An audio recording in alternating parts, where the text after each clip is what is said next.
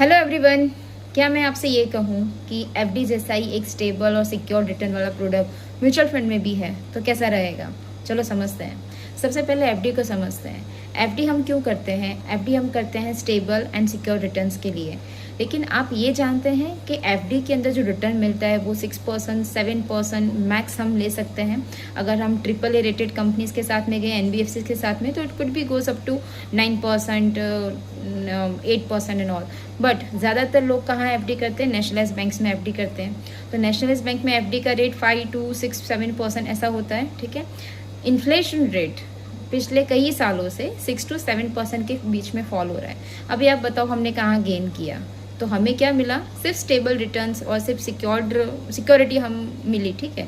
लेकिन अगर हम म्यूचुअल फंड के एक बाफ प्रोडक्ट है, बैलेंस एडवांटेज फंड, उसमें अगर हम इन्वेस्ट करते हैं तो क्या गेन होता है? सबसे पहले तो बाफ फंड में आप कभी भी इन्वेस्ट कर सकते हो।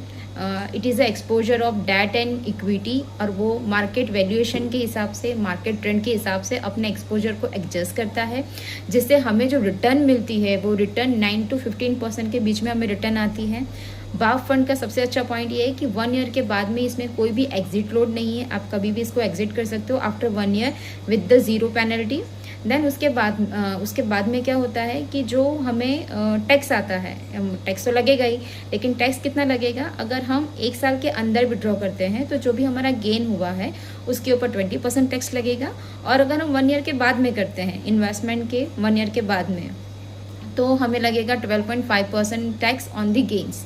एंड दूसरी चीज़ कि बाफ फंड में कौन लोग इन्वेस्ट कर सकते हैं? बाफ फंड के अंदर जो लोग रिटायर्ड होने वाले हैं, जिनको एक लो मेंटेनेंस चाहिए फंड मेंटेनेंस में, कि फंड उनको बार बार देखना नहीं है, उनको हाई रिस्क नहीं लेना है, या कोई फर्म्स हैं, कोई ऑर्गेनाइजेशंस हैं, वो भी बाफ फंड में इन्वेस्ट कर सकते हैं।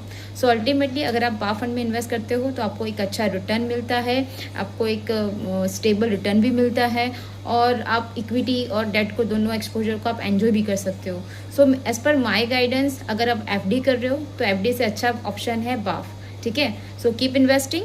ज़्यादा नहीं करना है, थोड़ा बहुत आप फंड तो स्विच कर ही सकते हो। There is a statement that don't put your all eggs in the one basket. So थोड़ा उसको पार्ट करते रहिए। ठीक है। बाफ में भी करिए और एफडी में भी करिए, बट ज़्यादातर पैसा कमाने पे ध्यान दीजिए। राइट। ओके, मिलते हैं।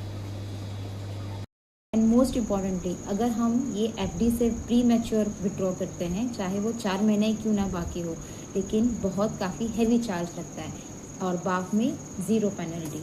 एंड वीडियो के साथ में मैंने बाफ के कुछ रिटर्न्स अटैच किए हैं, देख लीजिए, चेक कर लीजिए, एंड कीप इन्वेस्टिंग।